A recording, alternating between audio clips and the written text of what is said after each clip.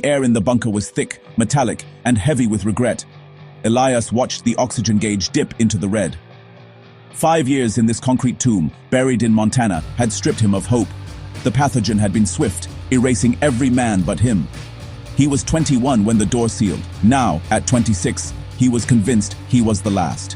He traced a faded family photo, faces from a world that no longer existed.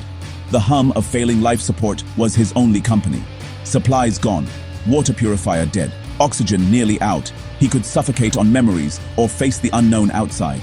He donned the hazmat suit, its plastic scent, a poor shield against a world he couldn't imagine. A strange peace settled over him. The decision was made. He would see the sky one last time, even if it was poisoned. He placed his hand on the hatch, took a final breath, and turned the wheel. The seal broke with a groan. Light sliced through the darkness. It wasn't the red glow of apocalypse, just bright, clean daylight.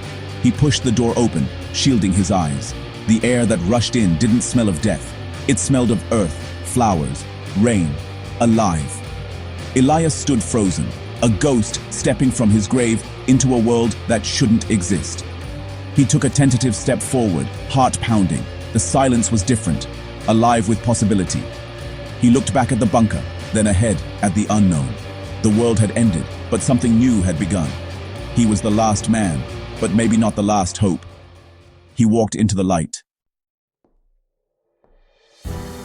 Elias stepped into a world transformed, a garden, not a graveyard.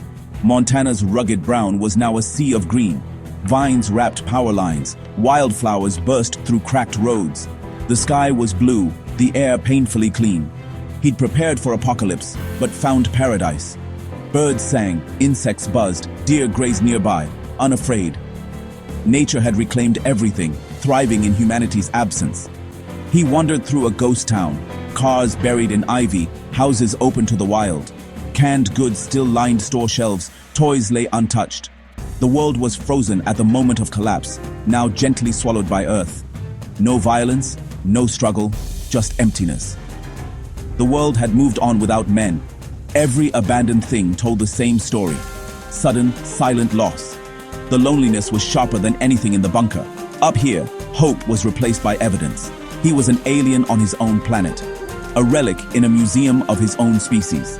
He kept walking, searching for meaning in the silence. Days passed. Elias grew bolder, exploring with a ghost's caution. He found a house on a hill, clothes that fit, food, books. He ate under a real roof, a luxury after years underground. But the world gnawed at him. Who was maintaining it? He saw faint tracks, strange towers glowing at night, signs of life. Someone had survived and built something new. One afternoon, he saw them, 5 women tending a garden, laughing, working with futuristic tools. They weren't scavengers or desperate survivors. They were thriving. He watched, awed and isolated. They moved with purpose, no visible hierarchy, just community. He was a voyeur from a dead species, observing a future with no place for him. The loneliness returned, colder than before. He was the ghost at the feast, invisible and utterly alone. The world worked perfectly well without him. His mistake was simple, a metal shelf knocked over in an abandoned pharmacy. The clang echoed, followed by a high-pitched, synthetic whine. Panic. He grabbed pills and ran, heart pounding. 2 sleek white drones zipped overhead, tracking him. He ducked into woods, thorns tearing at his skin. The drones herded him, not to kill, but to capture. He stumbled into a clearing, surrounded. 6 women in gray containment suits blocked his escape, holding strange devices. Their faces were hidden, their movements calm and professional. He raised his hands, breath ragged. One fired a net of glowing blue fiber. He was immobilized, conscious but helpless. As they approached, one knelt, her visor reflecting his terrified eyes. He had found the inheritors of Earth, and he was their prisoner. They lifted him gently, as if he were both dangerous and precious. The world he'd found was not his own. He was a relic, captured for reasons he couldn't yet imagine. The silence of the wild was replaced by the hum of containment. He wondered what fate awaited the last man. The future was no longer his to choose.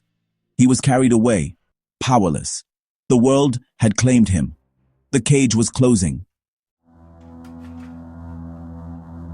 His prison was a palace, Soft walls, a digital forest, endless food. No bars, no locks, but captivity was certain. He was given access to their curated history, the Council of Mothers, clean energy, a utopian society. The violent past was a cautionary tale, men reduced to relics. It was beautiful propaganda. He was isolated, his only company the automated systems. The luxury was a cage, designed to keep him docile. His identity began to fray. Was he Elias, or just the specimen? This world was peaceful, stable, but devoid of freedom. He could learn, but not touch. See the sky, but not feel the wind. He had everything except agency. The women weren't evil. They'd built a paradise with no room for him. He was safe, comfortable, and utterly trapped. The digital forest became his only escape. He was a living fossil, the last remnant of a failed experiment. The world outside was forbidden. He waited, knowing comfort was just another form of prison. His isolation broke with Dr. Aris, the lead biologist. She spoke to him as a person, not a specimen. For the first time in years, he had a real conversation. Through her, the truth emerged. The peace was temporary. The pathogen had left humanity on a ticking clock. Stored genetic material was nearly gone.